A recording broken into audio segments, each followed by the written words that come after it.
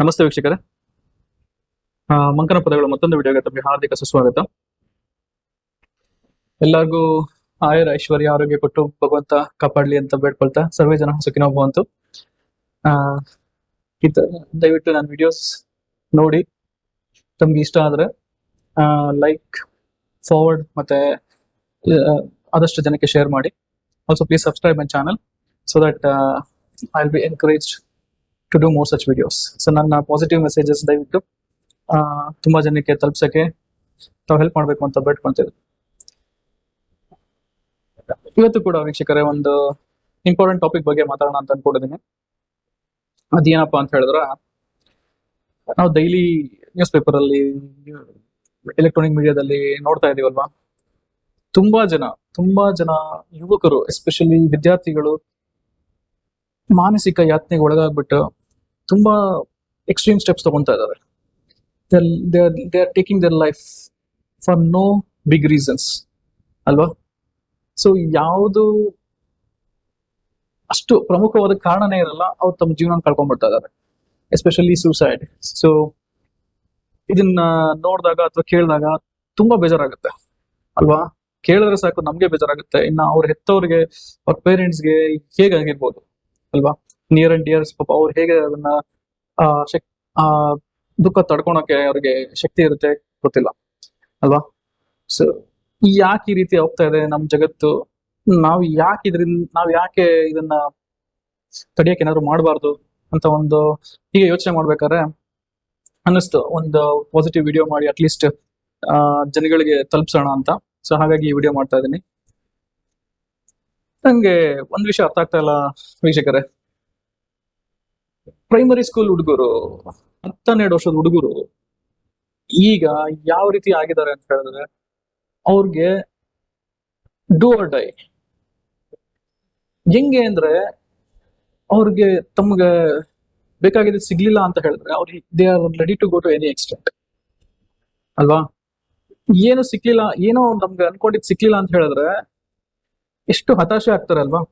ಏನಕ್ಕೆ ಆಗ್ಬೇಕು ಅಲ್ವಾ. ಇದನ್ನೆಲ್ಲ ನಾವು ಹುಡುಕ್ತಾ ಹೋದ್ರೆ ಕಾರಣಗಳು ಎಲ್ಲೋ ಒಂದ್ ಕಡೆ ಈ ತರ ಎನ್ವಿರಾನ್ಮೆಂಟ್ ನಾವೇ ಕ್ರಿಯೇಟ್ ಮಾಡ್ಬಿಟ್ಟಿದೀವಿ ಅನ್ಸ್ತದೆ ಅಲ್ವಾ. ಒಪ್ತಿರ ತಾನೆ? ಈ ತರ ಎನ್ವಿರಾನ್ಮೆಂಟ್ಗಳನ್ನ ನಾವು ಈಗ ನಮ್ಮ ಬಾಲ್ಯದಲ್ಲೂ ನಾವು ವಿದ್ಯಾಭ್ಯಾಸ ಮಾಡಿದ್ವಿ ಆಯ್ತಾ. ನಾವು ಎಜುಕೇಶನ್ ಲೈಫ್ ಮುಗಿಸ್ಕೊಂಡೆ, ಸ್ಟೂಡೆಂಟ್ ಲೈಫ್ ಮುಗಿಸ್ಕೊಂಡೆ ನಾವು ದೊಡ್ಡವರಾದ್ವಿ. ಬಟ್ ಇಲ್ಲ ಒಂದ್ ಕಡೆ ನಮ್ ತಂದೆ ತಾಯಿಗಳು ಕೆಲವೊಂದ್ಸಲ ಇಷ್ಟು ಪ್ರೆಷರೈಸ್ ಮಾಡಿರ್ಲಿಲ್ಲ ಅನ್ಸುತ್ತೆ ನಮ್ಮನ್ನ. So we are lucky. But why are we doing the same mistake? ನಿಮ್ ತಂದೆ ತಾಯಿ ನಿಮ್ಮನ್ನ ಪ್ರೆಷರ್ ಮಾಡಿರ್ಲಿಲ್ಲ. ಕೆಲವೊಂದು ಪೇರೆಂಟ್ಸ್ ಇರ್ತಾರೆ, ಅವರು ಅದೇ ಓದ್ಬೇಕು ಅಂತ ಅನ್ಕೊಂತಾರೆ, ಬಟ್ ಸ್ಟಿಲ್ ಇಷ್ಟು ಪ್ರೆಷರ್ ಹಾಕ್ತಾ ಇರ್ಲಿಲ್ಲ ಅನ್ಸುತ್ತೆ, ಅಟ್ಲೀಸ್ಟ್ ಡ್ಯೂರಿಂಗ್ ಎಜುಕೇಶನ್. ಸೊ ನಾವ್ ಯಾಕೆ ತಪ್ಪು ಮಾಡ್ತಾ ಇದ್ದೀವಿ? ಎಲ್ಲದಕ್ಕೂ ಅಷ್ಟೇ ಪೇರೆಂಟ್ಸ್, ನಾನ್ ಎಲ್ಲಾ ಪೇರೆಂಟ್ಸ್ ದೂಷಿಸ್ತಾ ಇಲ್ಲ, ಯಾಕಂದ್ರೆ ನಾನು ಕೂಡ ಒಬ್ಬ ಪೇರೆಂಟ್. ಹಾಗಾಗಿ ನನಗೂ ಅರ್ಥ ಆಗುತ್ತೆ, ಮಕ್ಕಳು ಚೆನ್ನಾಗಿ ಓದ್ಬೇಕು, ಒಳ್ಳೆ ವಿದ್ಯಾಭ್ಯಾಸ ತಗೋಬೇಕು, ಮತ್ತೆ ಒಳ್ಳೆ ಕೆಲಸದಲ್ಲಿ ಇರ್ಬೇಕು, ಸೆಟ್ಲ್ ಆಗ್ಬೇಕು ಅನ್ನೋದು ಎಲ್ಲ ತಂದೆ ತಾಯಿ ಜೀವನ ಅಲ್ವಾ. ಹಾಗಂತ ಹೇಳ್ಬಿಟ್ಟು ನಮ್ ಪ್ರೆಷರ್ನ ಅವ್ರ ಮೇಲೆ ಹಾಕಿದ್ರೆ ಅವ್ರು ಹೇಗೆ ರಿಸೀವ್ ಮಾಡ್ತಾರೆ ಅನ್ನೋದು ಒಂದು ಕ್ವಶನ್. ಸೊ ನಾನ್ ಯಾಕೆ ಈ ಕ್ವಶನ್ ಕೇಳ್ತಾ ಇದೀನಿ ಅಂತ ಹೇಳಿದ್ರೆ, ಮಕ್ಕಳ ಮನಸ್ಸು ತುಂಬಾ ಮುಗ್ಧತೆಯಿಂದ ಇರುತ್ತೆ. It's like A empty paper where we can write anything ಅಲ್ವಾ. ನಾವು ಅವ್ರ ಜೀವನದಲ್ಲಿ ಅವ್ರಿಗೆ ಬರೆಯಕ್ ಬಿಟ್ಬಿಡ್ಬೇಕಲ್ವಾ. ಅವ್ರ ಜೀವನದಲ್ಲಿ ಅವ್ರು ಏನ್ ತಗೋಬೇಕು ಅಥವಾ ಏನ್ ಪಡಿಬೇಕು ಅನ್ನೋದು ಅವ್ರಿಗೆ ಬಿಟ್ರೆ ಅವ್ರು ಆರಿಸ್ಕೊಂತಾರೆ. ಅದ್ ಬಿಟ್ಬಿಟ್ಟು ನಾವು ನಮ್ಮ ಆಸೆನ ಪೂರೈಸ್ಲಿ ಅಂತ ಹೇಳ್ಬಿಟ್ಟು ನಾವು ಅವ್ರ ಮೇಲೆ ಇದೇ ಮಾಡು, ಇದೇ ಓದು, ಇದೇ ತಗೋ, ಹಿಂಗೆ ಬರ್ಬೇಕು, ನೀನು ಇಷ್ಟೇ ಪರ್ಸೆಂಟೇಜ್ ತಗೋ ಅಂತ ಹೇಳಿದ್ರೆ ಪಾಪ ಮುಗ್ಧ ಮಕ್ಳುಗಳು ಏನಾಗ್ತವೆ ಅಲ್ವಾ. It's really sad. And okay, ಹಾಕಿ ಹೇಳಿ ಪರವಾಗಿಲ್ಲ, ನೀವು ಈ ತರ ಮಾಡ್ತಿದ್ದೀರಾ, ಇದರ ಓದಿ ಒಳ್ಳೇದಾದ್ರೆ ನಿಮ್ಗೆ ಚೆನ್ನಾಗಿರ್ತೀರಾ ಅಂತ ಹೇಳೋದು, ಬುದ್ಧಿವಾದ ಹೇಳೋದು ಅದೇನ್ ದೊಡ್ಡ ತಪ್ಪಲ್ಲ. ಅಪ್ಪ ಅಮ್ಮಗೆ ಬುದ್ಧಿವಾದ ಹೇಳೋದ್ರಲ್ಲಿ ಏನ್ ತಪ್ಪಿಲ್ಲ. ಬಟ್ ಹಂತವಾಗಿ ಹೆಜ್ಜೆಗೂ ನೀವು ಪ್ರೆಷರ್ ಮಾಡ್ತಾ ಇದ್ರೆ ಮಕ್ಳು ಹೇಗ್ ತಡ್ಕೊಂತವೆ ಅಲ್ವಾ. ಸೊ ನಾವ್ ಏನ್ ಮಾಡ್ಬೇಕು ಅಂದ್ರೆ ನನ್ನ ಪ್ರಕಾರ ನಾವು ಅಟ್ಲೀಸ್ಟ್ ಮಕ್ಳನ್ನ ಈ ರ್ಯಾಟ್ ರೇಸ್ ಅಂತಾರಲ್ಲ, ರ್ಯಾಟ್ ರೇಸ್ ಕೇಳಿದಾರಲ್ಲ, ಕಾಂಪಿಟೇಷನ್ ಜಗತ್ತು, ಈ ಕಾಂಪಿಟೇಷನ್ ಜಗತ್ತಿಗೆ ನಾವು ಇಂಟ್ರೊಡ್ಯೂಸ್ ಮಾಡಬಾರ್ದು. ಯಾಕೆ ಹೇಳಿ?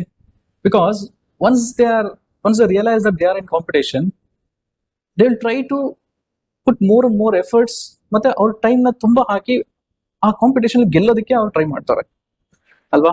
ಸೊ ಈ ರೀತಿ ಮಾಡ್ಬೇಕಾದ್ರೆ ಎಲ್ಲೋ ಒಂದ್ ಕಡೆ ಅವರು ಸ್ವಲ್ಪ ಮಟ್ಟಿಗೆ ಎಫರ್ಟ್ ಕಡಿಮೆ ಆಯ್ತು ಅಥವಾ ಔಟ್ಪುಟ್ ಬರ್ಲಿಲ್ಲ ಅಂತ ಕಾರಣಕ್ಕೆ ಡಿಪ್ರೆಷನ್ ಹೋಗ್ಬಿಡ್ತಾರೆ. ಯಾವ ರೀತಿ ಡಿಪ್ರೆಷನ್ ಹೋಗ್ತಾ ಇದಾರೆ ಅಂದ್ರೆ they are even ready to suicide. ತುಂಬಾ ನೋಡ್ತಿರ್ತೀವಿ, ಎಷ್ಟೋ ನ್ಯೂಸ್ ಪೇಪರ್ಗಳು, ತುಂಬಾ ನ್ಯೂಸ್ ಅಲ್ಲಿ ನೋಡಿದೀವಿ, ವಿಡಿಯೋಸ್ ನೋಡಿದ್ವಲ್ವಾ, ಹೇಗೆ ಮುಗ್ಧ ಜೀವಗಳು, ವಿದ್ಯಾರ್ಥಿಗಳು ಆತರ ಅಪಾಯಕಾರಿ ನಿರ್ಧಾರಗಳನ್ನ ಯಾಕೆ ತಗೊಂತಾರೆ. And now they are so matured that they wouldn't let the parents understand what they are going on. It's very dangerous. ಇದು ತುಂಬಾ ಅಪಾಯಕಾರಿ. ಪೇರೆಂಟ್ಸ್ ಕಂಡಿಡಿಯಕ್ ಆಗಲ್ಲ ಅವ್ರ ಮನ್ಸಲ್ಲಿ ಏನಿದೆ ಅಂತ, ಅಷ್ಟು ಲೆವೆಲ್ಗೆ ಅವ್ರು ಮುಚ್ಚಿಟ್ಕೊಂಡು ಅವರೇ ಅನುಭವಿಸ್ತಾ ಇದಾರೆ. ಯಾಕಂದ್ರೆ ಪೇರೆಂಟ್ಸ್ ಎಲ್ಲ ಸಿಚುವೇಶನ್ ಹೇಳ್ಬಿಟ್ಟಿರ್ತಾರೆ, ನೋಡಪ್ಪ ನಮ್ಗಿಷ್ಟೇ ಆಸ್ತಿ, ನಾವ್ ಹಿಂಗೆ ಇದೀವಿ, ನಾವ್ ಹಿಂಗೆ, ನೀನ್ ಇಷ್ಟು ದುಡಿದ್ರು ನೀನ್ ಮುಂದಕ್ಕೆ ಹೋದ್ರೆ ನಿನ್ನ ಲೈಫ್, ಇಲ್ಲ ಅಂದ್ರೆ ಈ ತರ ಇರಕ್ಕಾಗಲ್ಲ ಅಂತೆಲ್ಲ ಅವ್ರಿಗೆ ನೆಗೆಟಿವ್ ಆಗಿ ಹೇಳ್ತಾ ಇದಾರೆ ಅಲ್ವಾ. ಅವ್ರೇನ್ ಅನ್ಕೊಂತಾರೆ, ನನ್ ಈ ಟರ್ಮ್ ಎಕ್ಸಾಮ್ ನನಗೆ ಇಷ್ಟು ಮಾರ್ಕ್ಸ್ ಬರ್ದೇ ಹೋದ್ರೆ ನನ್ಗೆ ನೆಕ್ಸ್ಟ್ ಇಷ್ಟು ಎಕ್ಸಾಮ್ ಅಲ್ಲಿ ನೆಕ್ಸ್ಟ್ ನಾನು ಈ ಟಾಪ್ ಪರ್ಸೆಂಟೇಜ್ ತೆಗಿತಿದ್ರೆ ನನ್ಗೆ ಈ ಸೀಟ್ ಸಿಗಲ್ಲ, ಅದು ಸಿಗದೆ ಇದ್ರೆ ನನ್ನ ಆಸೆ ಎಲ್ಲ ಹೋಯ್ತು ಅಂತ ಒಂಥರ they are aiming for always top positions. ತುಂಬಾ ಸಲ ಅವ್ರ ಮನ್ಸಿಗೆ ಏನಾಗುತ್ತೆ ಅಂದ್ರೆ, ನಾವು ಟಾಪ್ ಒಂದು ಲೆವೆಲ್ ಸೆಟ್ ಮಾಡ್ಕೊಂಡು ಅದಕ್ಕಿಂತ ಒಂದು ಲೆವೆಲ್ ಕಡಿಮೆ ಬಂದ್ರು ಕೂಡ ಅವರು ಅದನ್ನ ಫೇಸ್ ಮಾಡಕ್ ಆಗ್ತಾ ಇಲ್ಲ ಅಲ್ವಾ. ಎಷ್ಟೋ ಸೈಕಾಲಜಿಸ್ಟ್ಗಳು, ಮನೋವೈದ್ಯರು ಹೇಳ್ತಾ ಇದಾರಲ್ವಾ, ತುಂಬಾ ನೀವು ಪ್ರೆಷರ್ ಆಗ್ತಾ ಇದಾರ ಅಂತ. ಬಟ್ ಆದ್ರೂ reality is we are putting pressure on children. Academic pressure, cultural pressure, ಆಮೇಲೆ environmental pressure, social pressure. So ಪಾಪ ಆ ಸಣ್ಣ ಮಕ್ಳುಗಳಿಗೆ ಅವೆಲ್ಲ ತಡ್ಕೊಳೋಕ್ ಶಕ್ತಿ ಇದೆಯಾ ಅಂತ ಯೋಚನೆ ಮಾಡ್ಬಾರ್ದು. ಯೋಚನೆ ಮಾಡ್ಬೇಕು ತಾನೆ. ನಾವು ಎಜುಕೇಟೆಡ್ ಆಗಿ ಮತ್ತೆ ಎಲ್ಲ ಗೊತ್ತಿದೆ ಅಂತ ಅನ್ಕೊಂಡು ನಾವೇ ಈ ಪೊಸಿಷನ್ ಅಲ್ಲಿ ಇದೀವಿ ಅಂದ್ರೆ, ಇನ್ನೊಬ್ಬ ಅನ್ಎಜುಕೇಟೆಡ್ಸ್ ಮತ್ತೆ ಅಷ್ಟು ಸಾಮಾನ್ಯ ಜ್ಞಾನ ಇಲ್ದಿರೋ ಪೋಷಕರು, ಪೇರೆಂಟ್ಸ್, ಅವ್ರು ಯಾವ ರೀತಿ ಪ್ರೆಷರ್ ಹಾಕ್ತಾ ಇರ್ಬೋದು. ಇಟ್ಸ್ ವೆರಿ ಡೇಂಜರಸ್ ವೀಕ್ಷಕರೇ. ನನಗಂತೂ ಈ ತರ ಸುದ್ದಿಗಳು ಕೇಳಿದಾಗೆಲ್ಲ ಆ ಮುಗ್ಧ ಜೀವಿಗಳು ಎಷ್ಟು ಸಫರ್ ಮಾಡಿರ್ತವೆ, ಆ ಮುಗ್ಧ ಜೀವಿಗಳು ಹೇಗೆ ಅದನ್ನೆಲ್ಲ ತಡ್ಕೊಳಕ್ಕಾಗದೆ ಯಾಕೆ ಆ ರೀತಿ ಡಿಸಿಷನ್ಗಳು ತಗೋತವೆ ಇವು ಹೇಳಕ್ಕಾಗಲ್ಲ. ಸೊ ಯಾಕೆ ತಗೊಂತಾರೆ, ಈಗ ನಾವೇನ್ ಮಾಡಿದ್ವಿ ಗೊತ್ತಾ, ನಾವೊಂದು ಓಪನ್ ಎನ್ವಿರಾನ್ಮೆಂಟ್ ಕ್ರಿಯೇಟ್ ಮಾಡಿಲ್ಲ. ಅವ್ರು ಏನಾರ ಪ್ರಾಬ್ಲಮ್ ಸಿಗಾಕೊಂಡಿದ್ದಾರೆ ಅಂತ ಹೇಳಿದ್ರೆ, ನಾವೊಂದು ಓಪನ್ ಎನ್ವಿರಾನ್ಮೆಂಟ್ ಕ್ರಿಯೇಟ್ ಮಾಡಿದ್ರೆ ಅಟ್ಲೀಸ್ಟ್ ಅವ್ರು ಹೇಳ್ಕೊಂಡು ಹಗುರ ಮಾಡ್ಕೋತಾರೇನೋ ಅಂತ ಅನ್ಸುತ್ತೆ. ಕೆಲವು ಪೇರೆಂಟ್ಸು ಮಾಡ್ತಾರಂತಾರ, ಹಂಗಾಗಿ ಕೆಲವೊಂದು ವಿದ್ಯಾರ್ಥಿಗಳು ಅದರಿಂದ ಹೊರಗೆ ಬಂದಿದ್ದಾರೆ. But majority of them cannot. ಯಾಕಂದ್ರೆ ಅವ್ರ ಮನೆಗಳಲ್ಲಿ ಪೇರೆಂಟ್ಸ್ ಆಗ್ಲಿ ಅಥವಾ ಅವ್ರ ಯಾರಾದ್ರೂ, ಈಗ ಏನಾಗಿದೆ ಅಂದ್ರೆ ಮನೆಯಲ್ಲಿ ಅಪ್ಪ ಅಮ್ಮ ಬಿಟ್ರೆ ಬೇರೆ ಯಾರು ಇರಲ್ಲ. We are going into a very nuclear type of family system where parents will be working, kid will be studying. ಮನೆಗೆ ಬಂದ್ರೆ ಯಾರು ಇಲ್ಲ, parents not available. So siblings ಇಲ್ಲ, ಅಣ್ಣ ತಮ್ಮ ಇರಲ್ಲ, ದೊಡ್ಡಪ್ಪ ಚಿಕ್ಕಪ್ಪ ಇರಲ್ಲ, ಅತ್ತೆ ಮಾವ ಇರಲ್ಲ. ಸೊ ಅಲ್ಟಿಮೇಟ್ಲಿ ನಮ್ಮ ಈ ಲೈಫ್ ಸ್ಟೈಲ್ ಮತ್ತೆ ಅವ್ರಿಗೆ ತುಂಬಾ ಹೈ ಎಕ್ಸ್ಪೋಜರ್ ಸಿಕ್ಬಿಟ್ಟಿದೆ. ಓಡಾಡಿದ್ರೆ ಕಾರಲ್ಲೇ ಓಡಾಡ್ತಾ ಇದ್ದಾರೆ, ಬೈಕಲ್ಲೇ ಓಡಾಡ್ತಾರೆ. ನಾವು ಬಸ್ಗಳಲ್ಲಿ ನಾವು ಹೋಗ್ತಾ ಇದ್ವಿ, ಪಬ್ಲಿಕ್ ಟ್ರಾನ್ಸ್ಪೋರ್ಟ್ ಯೂಸ್ ಮಾಡ್ತಾ ಇದ್ವಿ, ಪಬ್ಲಿಕ್ ಜೊತೆ ಮಿಂಗಲ್ ಆಗ್ತಾ ಇದ್ವಿ. ಸಮಾಜದ ಮೇಲು ಕೀಳು, ಸಮಾಜದಲ್ಲಿ ಮಧ್ಯಮ ವರ್ಗ, ಬಡ ವರ್ಗ, ಶ್ರೀಮಂತ ವರ್ಗ ಎಲ್ಲರ ಜೊತೆ ನಾವು ಕರಿತಾ ಇದ್ವಿ. ಸೊ ಹಾಗಾಗಿ ನಮ್ಗೆ ಎಲ್ಲಾ ಜೀವನ ಗೊತ್ತಿತ್ತು, ನಾವು ಬ್ಯಾಲೆನ್ಸ್ ಮಾಡಿದ್ವಿ. ಬಟ್ ಈಗಿನ ಜನರೇಷನ್ಸ್ಗೆ ಅದನ್ನ ಇಂಟ್ರೊಡ್ಯೂಸೇ ಮಾಡ್ತಾ ಇಲ್ಲ ಯಾರು. ಎಲ್ಲರೂ ನೋಡಿದ್ರೆ ಓಕೆ ಹಿಂಗೆ ಇರ್ಬೇಕು, ಆ ಲೆವೆಲ್ ಇಳಿಬೇಡ, ಈ ಲೆವೆಲ್ಗೆ ಹೋಗ್ಬೇಡ ಅಂತ ಪ್ರತಿಯೊಂದು ಹಂತದಲ್ಲೂ ಅವ್ರಿಗೆ ಬೆಂಚ್ ಮಾರ್ಕ್ ಆಗ್ತಾನೆ ಇದ್ರೆ ಅಲ್ವಾ, ಪಾಪ ಅವು ಹೆಂಗ್ ತಡ್ಕೊಂತವೆ. ಸೊ ತುಂಬಾ ಏನು ಹೇಳಕ್ ಹೋಗಲ್ಲ ವೀಕ್ಷಕರೇ. ನಾನು ಹೇಳೋದು, ತಂದೆ ತಾಯಿ ಮುಗ್ಧ ಮನಸ್ಸಿನ ಮೇಲೆ ತುಂಬಾ ಪ್ರೆಷರ್ ಹಾಕಕ್ ಹೋಗ್ಬೇಡಿ.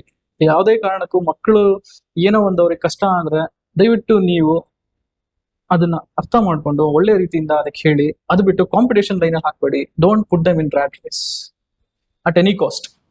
ಅವ್ರು ಯಾರೋ ಪಕ್ಕದ ಮನೆ ಹುಡುಗ, ಅವನು ಯಾವ್ದೋ ಕ್ವಿಜ್ ಮಾಡ್ದ, ಇವನು ಕಾಂಪಿಟೇಷನ್ ಹೋದ, ಅವ್ರು ಇದು ಹೋದ, ಅಯ್ಯೋ ಅವ್ರ ಕೊಲೀಗ್ಸ್ ಮಕ್ಕಳೆಲ್ಲ ಹಿಂಗಂತೆ ಅಂದ್ಬಿಟ್ಟು ನಿಮ್ಮ ಈಗೋ ಆಟಿಟ್ಯೂಡ್ಸ್ ತೆಗೆದು ಅವ್ರ ಮೇಲೆ ಹಾಕಿದ್ರೆ ಆ ಮಗು ಅದಕ್ಕೆ ಸಿದ್ಧವಾಗಿದೆಯೋ ಇಲ್ವೋ ಅಂತ ನಾವು ತಿಳ್ಕೊಂತಾನೆ ಅದಕ್ಕೆ ಒಂದು ಟಾಸ್ಕ್ ಕೊಡ್ಬೇಕು.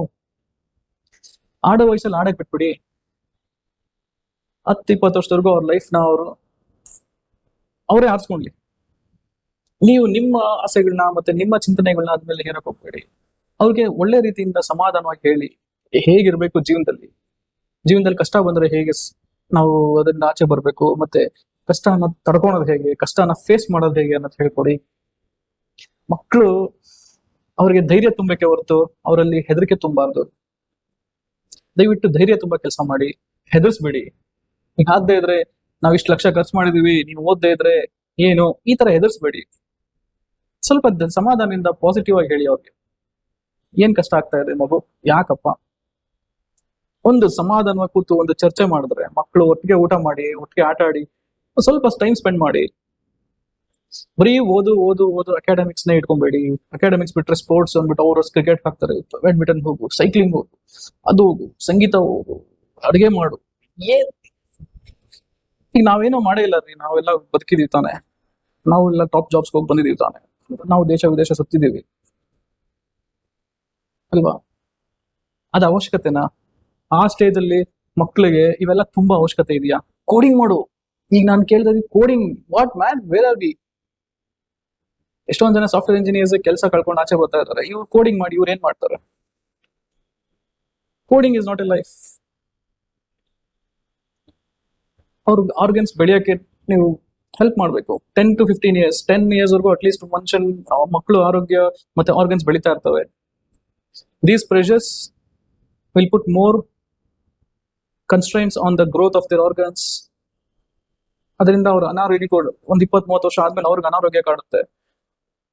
ಮಕ್ಕಳು ತಿನ್ಕೊಂಡು ಉಣ್ಕೊಂಡು ಆರಾಮಾಗಿ ಏನಿದೆಯೋ ಅಷ್ಟು ಸ್ಕೂಲಲ್ಲಿ ಮಾಡಿಸಿದ್ನ ಓದಿಸಿ ಕಲಿಸಿ ಬೆಳೆಸಿ, ಅವ್ರು ಚೆನ್ನಾಗಿ ಅವ್ರ ಅದ್ರಲ್ಲಿ ಮುಂದುವರೆದ್ರೆ ಅದ್ರಲ್ಲಿ ಮುಂದುವರಿಸಿ, ಇಲ್ಲ ಅಂದ್ರೆ ಅವ್ರಲ್ಲಿ ಏನಾದ್ರು ಸ್ಪೆಷಲ್ ಟ್ಯಾಲೆಂಟ್ ಇದೆಯಾ ಗುರುತಿಸಿ ಅದ ತಕ್ಕನಾಗೆ ಅದಕ್ಕೆ ಪೋಷಿಸಿ.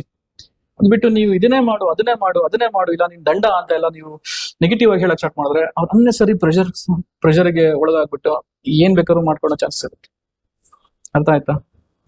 So it's a very sensitive topic ವೀಕ್ಷಕರೇ. ನಾನು ತುಂಬಾ ಜನಕ್ಕೆ ನೋಡ್ತಾ ಇದ್ದೀನಿ, ಮತ್ತೆ ತುಂಬಾ ಜನಕ್ಕೂ ನನಗೆ ಗೊತ್ತಿರೋ ಹೇಳ್ತೀನಿ ಇದೇ ತರ ಮಾಡಿ, ಮಕ್ಳು ಪ್ರೆಷರ್ ಹಾಕ್ಬೇಡಿ ಅಂತಾನೆ ಹೇಳ್ತೀನಿ. But at the end of the day advice ನ ತಗೊಂಡವರು ಪಾಸಿಟಿವ್ ಆಗಿ ತಗೊಂಡ್ರೆ ಇಟ್ಸ್ ಫೈನ್.